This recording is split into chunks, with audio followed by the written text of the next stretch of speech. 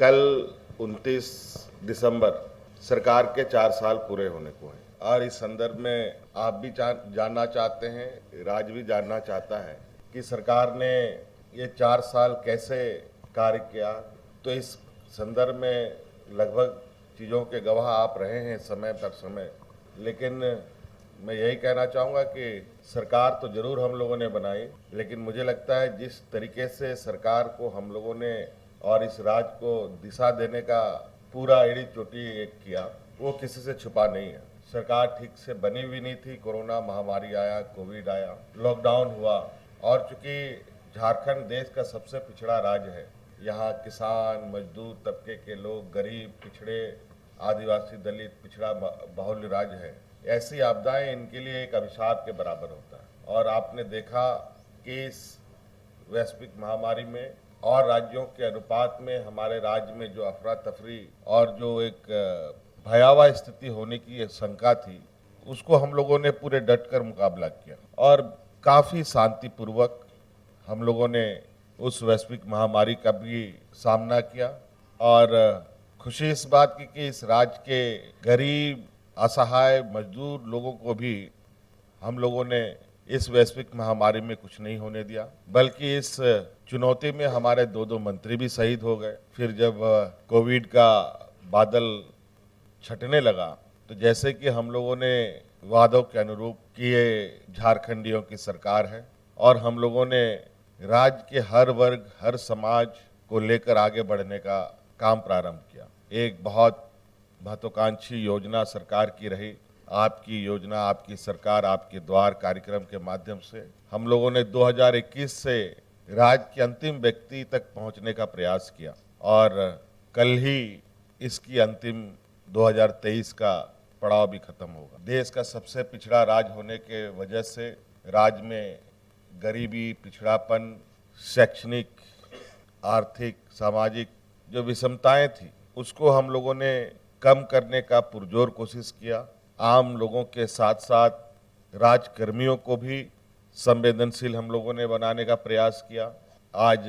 हम लोगों ने जो सरकार बनने के पहले इस बात को निर्णय किया था कि ये सरकार गांव से चलेगी, गांव के लोगों के भावनाओं के साथ चलेगी, राज्य की जनता की भावना के साथ चलेगी। कई चुनौतियां आई, इस बीच में अभी भी चुनौतियां हैं, ऐसा नहीं कह सकते कि सारी चुनौतियां खत्म हो गई, क्योंकि ये देश का एक लोकतांत्रिक व्यवस्था है, एक फेडरल संघीय ढांचा है जिसके अनुरूप राज्य सरकार, केंद्र सरकार एक समन्वय स्थापित करते हुए आगे बढ़ती है। लेकिन मैं जहां तक झारखंड जैसे पिछड़े राज्य को एक सहयोग की आवश्यकता है, उस अनुरूप हमें कम सहयोग मिला। उसके बावजूद हम लोगों ने अपने कदमें नहीं रोकी और निरंतर हम लोग आगे बढ़ते रहे। किसानों के लिए, मजदूरों के लिए, महिलाओं के लिए, मजदूरों के लिए, बेरोजगार युवकों के लिए, युवतियों के लिए, हर वर्ग को छूने का हम लोगों ने प्रयास और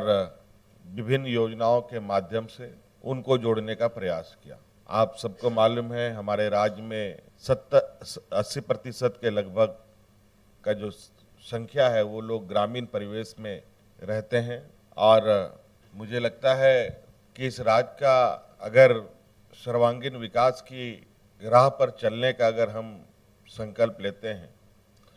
तो झारखंड में गांव को छोड़े बगैर विकास की राह पर आगे बढ़ना संभव नहीं है। हमारा ये मानना है कि गांव मजबूत होगा तो शहर मजबूत होगा,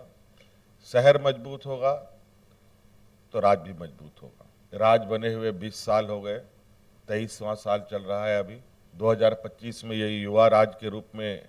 गिनती में आएगा, लेकिन मुझे लगता है कि इस नवजात झारखंड को पालने, पोसने, बड़ा करने का और इसको मजबूती प्रदान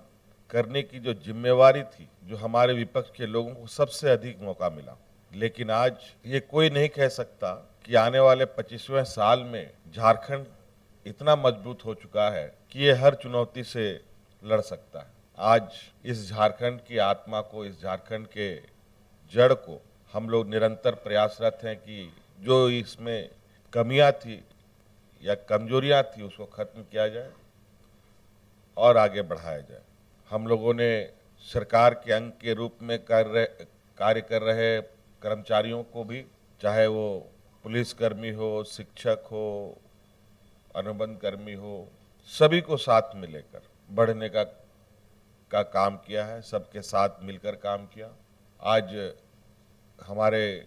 राज्य के कर्मी और देश के लगभग सभी कर्मचारी अपनी पुरानी पेंशन को लेकर आए दिन चिंताओं से ग्रसित होकर सड़कों पर उतरते हैं। आपको मालूम होगा कि पुराना पेंशन स्कीम शायद देश में पहला ये राज्य था जिसने ये लागू किया। उसके बाद कई राज्यों ने भी लागू किया और कई राज्यों में इसकी मांग भी है। इसके साथ साथ चूंकि राज्य सबसे गरीबी का प्रकोप झेल रहा है, इसको लेकर राज्य के सभी बुजुर्गों को, सभी असहाय महिला, जो विधवा महिलाएं हैं, जो परित्याग महिलाएं हैं, जो विकलांग लोग हैं, सभी को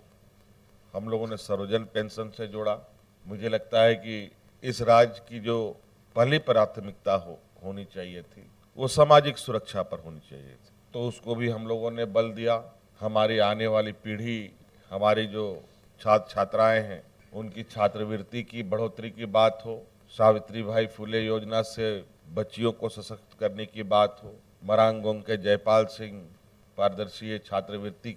से विदेशों में शिक्षा ग्रहण करने की बात हो, किसान ऋण की माफ़ी की बात हो, मुख्यमंत्री रोजगार सृजन योजना के माध्यम से स्वरोजगार उत्पन्न करने की बात हो, विभिन्न पदों में सरकारी नियुक्ति की बात हो, विभिन्न पदों की नियुक्ति की नियमावली पहली बार बनाने की बात हो, कई सारी चीज़ें हैं। उत्कृष्ट विद्यालय बनाने की बात हो राज्य के अंदर। इन सब के साथ साथ उद्योग को बढ़ाने की दिशा में भी कई कड़े कदम उठाए हम लोगों ने। आपको मालूम होगा कि झारखंड देश का पहला ये राज्य होगा जहां हाइड्रोजन से चलने वाला इंजन का निर्माण किया जाएगा, जिसका इकरारनामा हम लोगों ने टाटा कंपनी के साथ किया है। कई उद्योग का एक्सपेंशन भी हम लोगों ने करने का काम किया और कई सारी चीज़ें हैं जो पाइपलाइन में है, जो बहुत जल्द आपको दिखेगा। रांची जैसे शहर में चारों तरफ फ्लाईओवर का आप जाल देखें, जिस तरीके से आज ट्रैफिक जाम में हम आप सब फंसते हैं, इसको निजात दिलाने के लिए हम लोगों ने बड़े पैमाने पर काम शुरू कर दिया है। लाइव लगातार के वीडियो को लाइक करें, सब्सक्राइब करें और बेल आइकॉन को दबाना न भूलें।